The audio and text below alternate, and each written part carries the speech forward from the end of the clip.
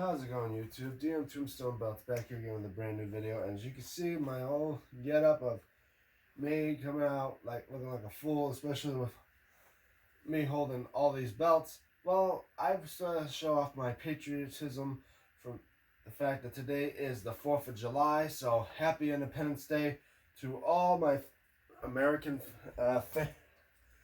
fans right out there right now. And I hope you're all going to be enjoying this 4th of July, watching fireworks, enjoying maybe a barbecue, drinking beer.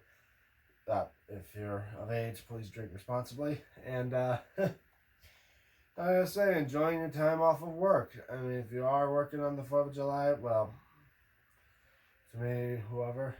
But I gotta say, guys, I'm going to put these down now. I almost thought, what was I thinking about bringing them out? But, you know, what better way of flashing off being my true patriotic self than my Stars and Stripes shirt, my Stars and Stripes bandana, and, of course, the U.S. titles. And, you know, I mean, instead of just being the typical, you know, wishing everyone a happy 4th of July like I do every other year since I've been here on YouTube, it's like, why not do something a little bit different? I mean, obviously, I want to tell you about stuff that's been going on that's going to come up this week. Like, two things are going to be happening. Like, one, I'm back to restoning, so I'm waiting for stones to come in. I'll be starting to restone my 13th belt. Yes, guys, I have worked on my 13th belt to be fully restoned. Hopefully, that one could be before maybe next month or so. Who knows? And, yeah, I'm reworking again another belt in the mail. I've just been contacting the guy, been wondering any updates. So far right now he's in the process of making it. Hopefully it'll be shipped sometime. Obviously with the holiday it probably won't be anything. And yeah, and I'm working on getting a something special for the World Heavyweight title. I just don't want to talk about it yet because you know, no spoilers. Only I should know. But, you know, maybe in the meantime, instead of just saying Happy Independence Day and all that and just ending the video, maybe I give a brief history about the U.S. title. After all, this is the 4th of July. Maybe I should do something different for videos, like talk about how I could give a little brief history about the U.S. title. Like, all starting from when it was in the NWA, and then became part of WCW, which we get to this title here, and lead all the way to maybe the U.S. title that I had around my waist. Well, I mean, something to do to fill in the time that I don't know of. Like, starting off with the it was known as the NWA U.S. title when it was working with the WCW, and then when they split partnership, WCW decided to make up their own U.S. title, and they came out with this beauty. I mean, I'm pretty sure I wasn't around at the time when this title came about. But you know what? Not a bad looking belt. With the mixture of designs that are from the Winged Eagle, the Intercontinental, it's not a bad belt. I gotta say, it looks absolutely beautiful with the United States with the Stars and Stripes in it. It started as a 5-plater, and obviously I think on the real belt there was no red and white stripes here. It was all red. And I mean for a U.S. belt to have our flag on it, it really reeks of being, or it really just says it's a U.S. belt. Like for the United States. And for the WCW US, it really helped to make WWE think about a secondary mid-card belt. Around the time for WWE or WWF at the time, its mid-card belts were only the European title and the Hardcore title. But I don't think the Hardcore title was around at that time. It was just European and Intercontinental.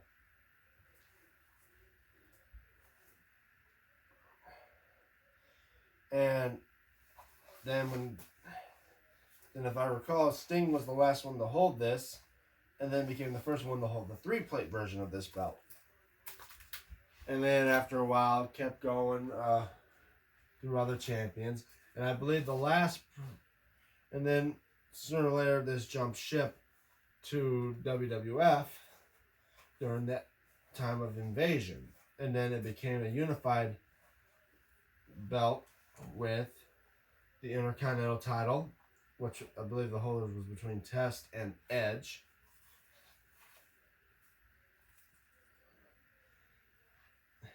And for a little while, the belt no longer showed up on TV.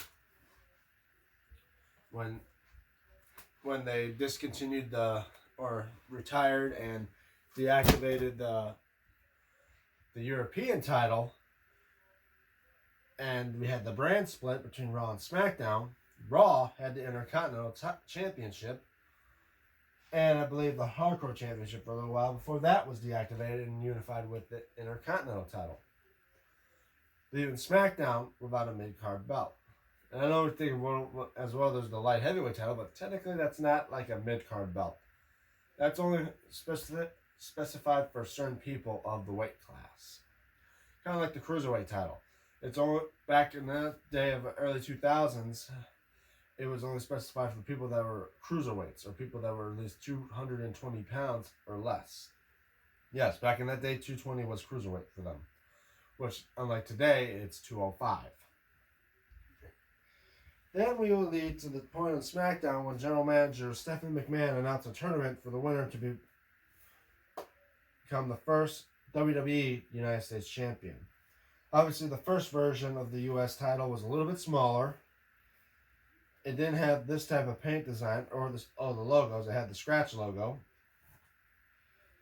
The shield was not painted in. I think it was just the star. The Statue of Liberty wasn't painted in. It didn't have a gold tip.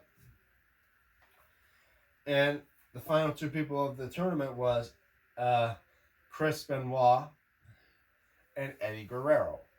And Eddie Guerrero ended up winning and becoming the first ever WWE United States Champion. Held it for a little while. Then, of course, we come about to a couple years, at least a year later, to when Big Show became the United States Champion. And when he held the belt, it looked like he was walking around with the kids' belt. Obviously, back then the kids' belt was mostly the foam Jack Pacific belt, and obviously they didn't have the other two plates with it, but it looked like he was wearing a kid's belt. And then when John Cena won it,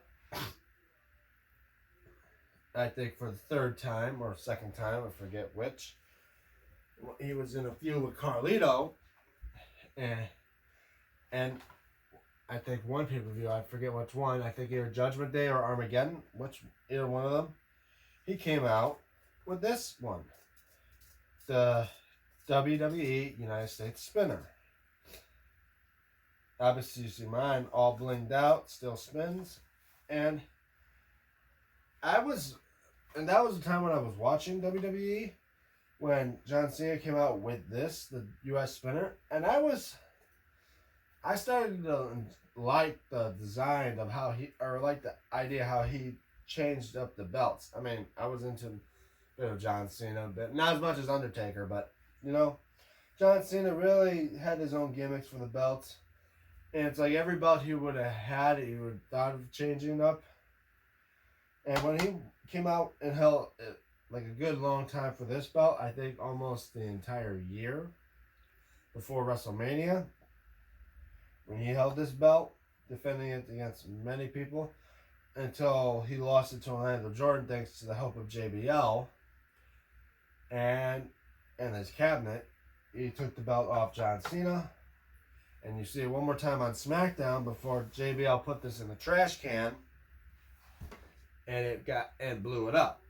And then he came out with the traditional United States Championship.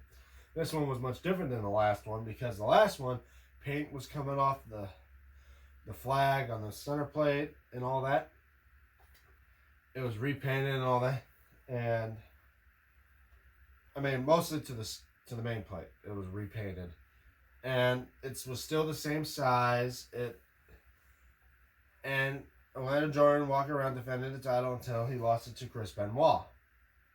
Chris Benoit becoming a bit well known for the title until he held in it for every now and then.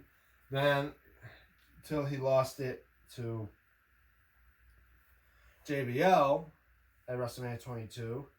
JBL coming about, getting the whole get up. I mean, he wore a Stars and Stripes shirt while he held his title. Then losing it to Bobby Lashley. And I think Bobby Lashley had the red in the WWE logo. Then, after a while, through the time, it was still the exact same scratch logo, but then they painted it in the shields. It was painted in black. That was one famous for, like, I think maybe The Miz, as far as I know, Daniel Bryan maybe. And then around time when Sheamus, Cesaro, and Santino wore it, they painted the shields blue. And then the Statue of Liberty backgrounds were blue. In the time when Cesaro won the U.S. title, it came with a gold tip. And then I believe Dolph Ziggler held this title. And at that time, when WWE was changing the logo from the scratch logo to the network logo, we get the network logo.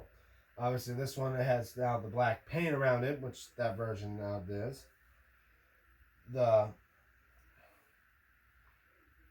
And the belt is a lot bigger now, matching up to wrestlers that can actually wear it. As well, I forgot to say, the scratch logo version had the property plate on it as well. I almost forgot about that. The WWE scratch logo had the property of the WWE logo plate right here. But the time when they went to the network logo, no property plate. I think they were getting rid of the property plates on belts at the time. And then we will lead to when it was MVP returning and became part of the Hurt Business with Bobby Lashley, Shelton Benjamin, and Cedric Alexander. Time when Apollo Crews was the United States champion. He couldn't defend it for a while because he was tested positive for COVID during the time of, the pandemic and of the Thunderdome. And at the time when Apollo Crews was U.S. champion, he couldn't defend the belt, and MVP declared himself as the United States champion, in which he debuted this belt, the current United States Championship. And I gotta say, for me, I loved how the original U.S. belt had the American flag in the background. It literally says, I'm the champion of the United States. With this belt, now with the eagle involved into the belt for the first time since the WCW belt, it really shows a patriotic image of being a United States champion. I mean, the bald eagle right there in front with the stripes right behind it, red and white stripes. And, of course, the stars up here with the WWE logo. And, of course, United States champion in red and blue. But don't get me wrong, some things could have been a little bit different. Most people you see could have talked about putting blue in the background for the stars. I mean, yeah, I think that if WWE could have done that, I believe this title may have popped out a little bit more. I've seen videos of people that they just paint the background here blue, and it makes the belt, still look great. And that, and of course, little paints in the side plates there, and all means that's great. With all this new tooling with the stars, and of course, it's still had the gold, the belt tip, now with the logo and shield on it. And of course, with the replicas, they sell them as snaps, and I think the current one was during the era of Velcro. So, obviously, when they came out with the belt, it was always on the Velcro. The snaps always changed from maybe 2x5 dropping down to 2x3, like how Gunther's Intercontinental title was. But then again, the snaps didn't really matter because the whole damn thing was being attached to Velcro anyway. And then the time will now currently hold by Logan Paul. Most belts now that are Velcro still have Velcro, but they have the imitation snaps. Basically, it looks like these, but they obviously look like gold. Like if you see with the Velcro snap with the fake snaps, the snaps kind of look like the snaps on the back of the male side. Obviously on top to make it look like they're snaps for the camera, but unless you're up close, you know they ain't real snaps. But I gotta say,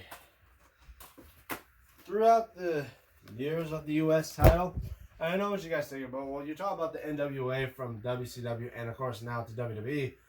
There's other companies that do U.S. belts, like I believe TNA tried to do that with the U.S. belt. Yeah, and as well, there's the IWGP U.S. belt. Well, that's the thing. I mostly know the history of mostly a bit of WCW and WWE. IWGP or any other company that has U.S. belts, I technically do not know of because I never watched a lot of it. So, yeah, guys, that's basically it. Not only a bit of a U.S. title history that I know of. If I missed anything out, I'm sorry. But as well, I hope that's basically it, guys. So, I know you didn't expect this, but I wanted to do a video that's not as, short. Like just say Happy 4th of July and then just, the typical outro and then just say Happy Independence Day. But, yeah, I wanted to film an update, guys, about two things coming in the mail and doing stuff in special, hopefully sometime within these weeks. And, of course, oh, yeah, I almost forgot as well. Don't forget to keep on trying out to fill in for the 500 subscribers belt giveaway. And I'm going to do it by SummerSlam. Obviously, on Saturday, it would be Money in the Bank. I'll be happy to enjoy that. Then Heat Wave, I believe, from NXT on Sunday. So stay tuned for that. But anyway, guys, I hope you guys enjoy this video. Don't forget to like, don't forget to share, don't forget to subscribe if you haven't already. I'm close to 530. Look at that. And comment below what you guys think. But as well, remember, go back to the video I talked about before.